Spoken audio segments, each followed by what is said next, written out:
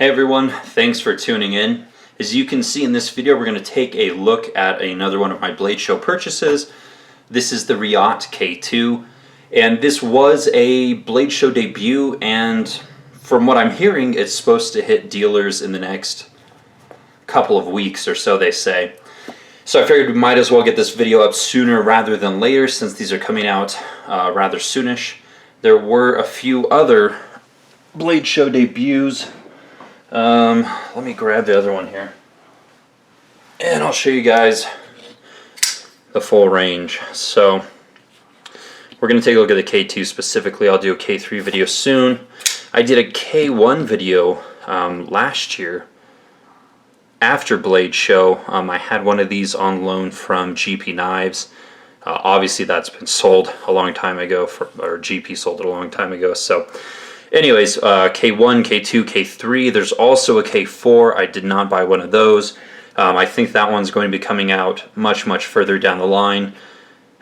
This one, it's going to be a little while as well. So, alright, now that I've showed you guys those, let's show you what it ships with. So Reate has updated their pouches. These are like full felt pouch thingies, if you guys care.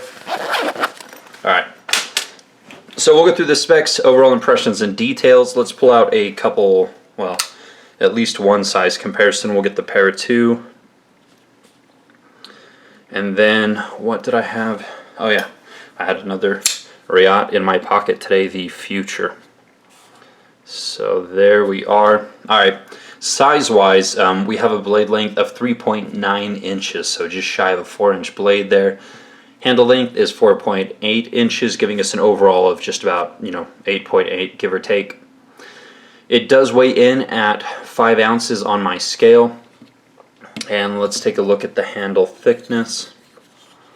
Handle thickness on the K1 here is 0.54 inches.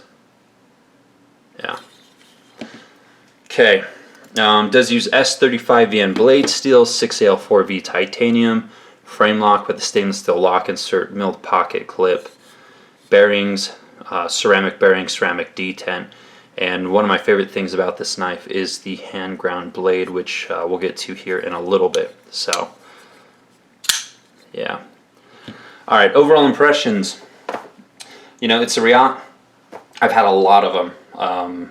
Just about every model. There might be 2 or 3 that I haven't bought or tried or handled, but all the rest of them I have.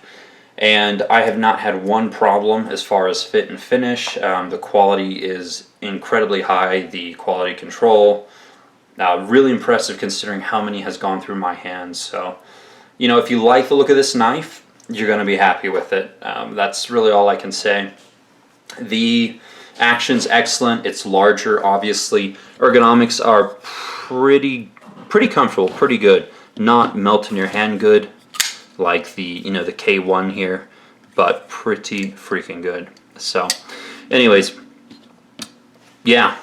I mean, again, their fit and finish is executed with boring regularity. There's no issues to complain about, and obviously I like it. I mean, Reate's one of the first booths that I hit at either Blade or the USN show, and they have attended both the last few years. So if you are going to the USN show that's in September, Labor Day weekend, you can go check out.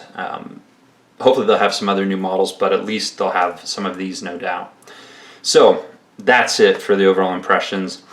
Like with other Reate, if you like it, it's a solid purchase. So up to you guys. Alright, let's take a look at some of the details. So we're going to start out with the blade here. And I do have my Liangma Warrior 2. A lot of you guys thought these were like identical blade shapes, but obviously they're not, so I'm going to show you in detail here. Of course, Reate makes the Liangma's models, so the same guy. And the cool thing is these are hand ground blades. Machines cannot do this, so no doubt whoever hand ground the Warrior 2 blades also did the K2 blades as well. So let's look at this one real quick. Flat tip with a hollow grind for the primary bevel, swedge up top, There's some jimping, mild to low traction, but the blade is beautifully hand ground. Pretty good symmetry here.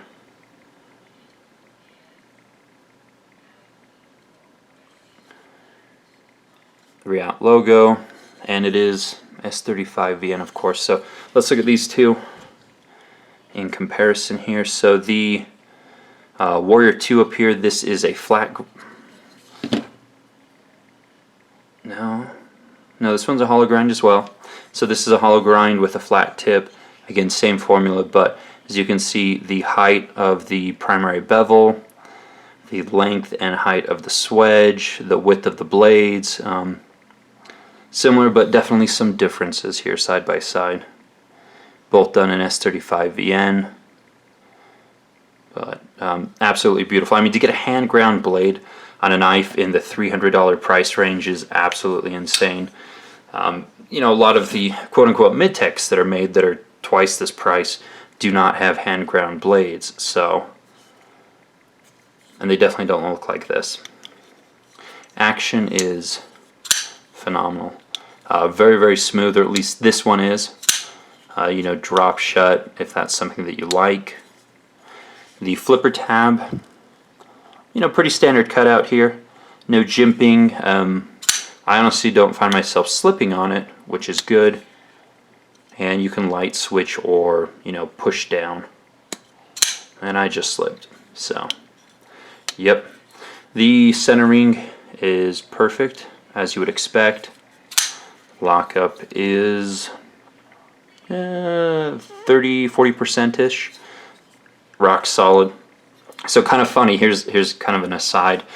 I was carrying this one at work, handed it to a friend of mine. He's a hunter, not a knife guy, and he picks it up and he's like, oh yeah, he's like, that's really tight, you know, that feels really good, but they always start out that way. And I looked at him and I kind of knew what he was talking about. I'm like, what do you mean they start out that way? He's like, oh, you know, they always start out, you know, they're kind of tight, and then over time they kind of get loose and wobbly and everything. And I was like, huh.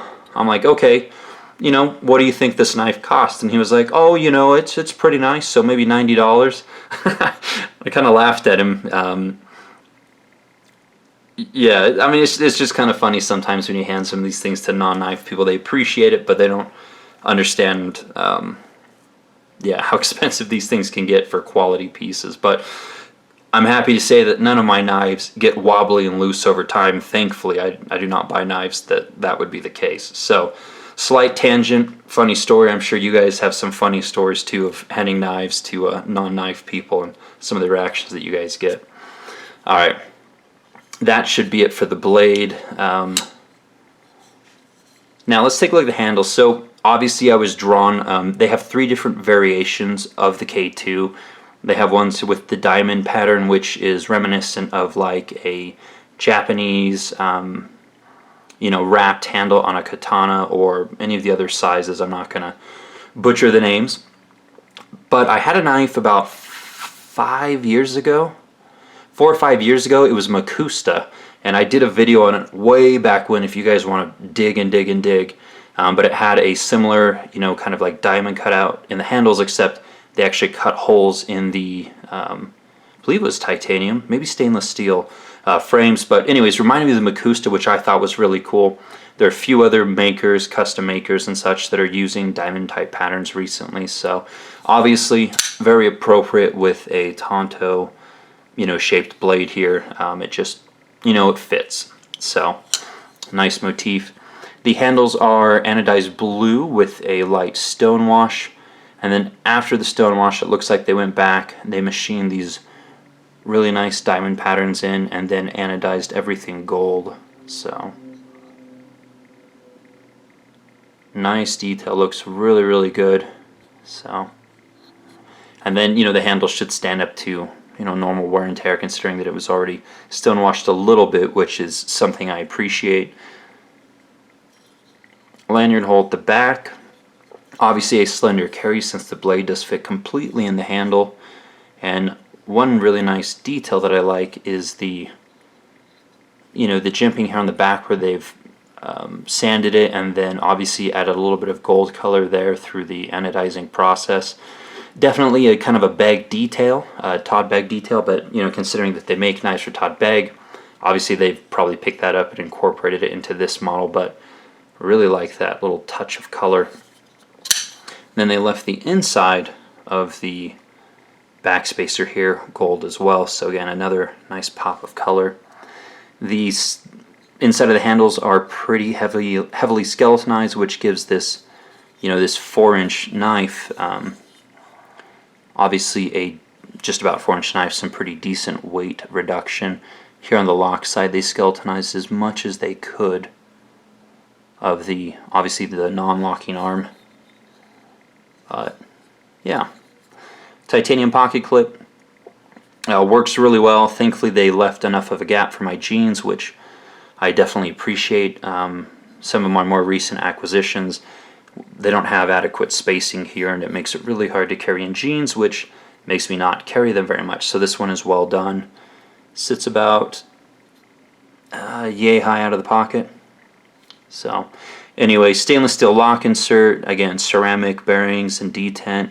Everything is on par with what you've come to expect from Reate Knives. So I think that's pretty much it. Really nicely done. Again, if you like what you see here, my track record, my experience with Reate's offerings has been 100%. So I haven't really heard of any fit and finish issues, to be honest, even looking at the Facebook group. So, you know, pretty safe purchase. Let's go ahead and end with another look at some various size comparisons here. So, Warrior 2, one of my absolute favorites. The Para 2, which, again, the only reason I keep around is for the size comparisons, but definitely like the Flightanium scales. The Future, another fairly large knife, the Integral from Reate, done in collaboration with Tashi Barucha. Have a video on that one. K3, which I know a lot of you guys want to see a video on this one soon, so you know, it's coming, just like a lot of other videos, they're coming. And we'll finish it off again with another look at the K1. So pretty good stuff. This blade show from Reate Knives. The K4, I think it's even more over the top than the K3, which I think is cool. More knives to buy. Thanks so much for watching, guys. Give me a thumbs up if you like the video. Again, these should be hitting, this model should be hitting dealers soon. This model's already at dealers. This model is probably some months away. And you can always follow me on Instagram for more daily content. See ya.